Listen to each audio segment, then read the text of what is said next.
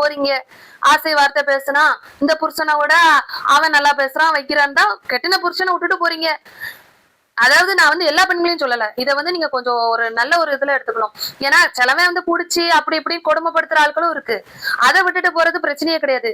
சில ஆண் மகன்கள் நல்லவங்களா தான் இருக்காங்க. குடும்பத்துல நல்ல ஒரு இதாதான் இருக்காங்க. அதுவுமே உங்களுக்கு போர் அடிச்சு போய் ஏன்னா ஒருத்தன் பேசுறது நல்லா இருக்குன்னு சொல்லிட்டு நிறைய பெண்கள் போறாங்க. சோ அந்த மாதிரிப்பட்ட பெண்களை சொல்றேன். அபிராமி மாதிரிப்பட்ட பெண்களை நான் சொல்றேன். நல்ல பெண்களை நான் சொல்லல.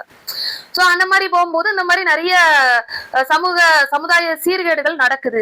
இத வந்து நம்ம வந்து எப்படி பிரிவென்ட் பண்ணணும்னா கடுமையான தண்டனைகள் கொடுக்கறது மூலமா இத வந்து பிரிவென்ட் பண்ணலாம். இவருக்கு எந்த மாதிரியான தண்டனைகள் கிடைக்கிறதுக்கு வாய்ப்புகள் இருக்கு? மேக்சிமம் பனிஷ்மெண்ட் தான் கிடைக்கும் எனக்கு தெரிஞ்சு. ஸோ அந்த மாதிரி சமுதாய சீர்கேடுகள் வந்து தடுக்கணும்னா நீதிபதிகள் அவர்கள் கையில தான் இருக்கு. அவங்க தகுந்த தண்டனை கொடுப்பாங்க. இல்ல இது மாதிரி நடக்காம இருக்கிறதுக்கு என்ன மேடம் பண்ணணும்? சார் ஃபர்ஸ்ட் நான் என்ன சொல்ல வரேன், ப்ராப்பரா அவங்களோட பேரண்ட்ஸ் வந்து கொஞ்சம் கைடன்ஸ் கொடுக்கணும். இப்போ உள்ள ரீசெண்டான இளைய தலைமுறைகளுக்கு அவங்களோட அம்மா அப்பா கொஞ்சம் கைடன்ஸ் கொடுக்கணும்னு நான் கேட்டுக்கிறேன். ஏன்னா இப்ப எல்லாமே அவசரப்பட்டு கல்யாணம் பண்ணுது. முன்னாடிலாம் கல்யாணம் பண்றது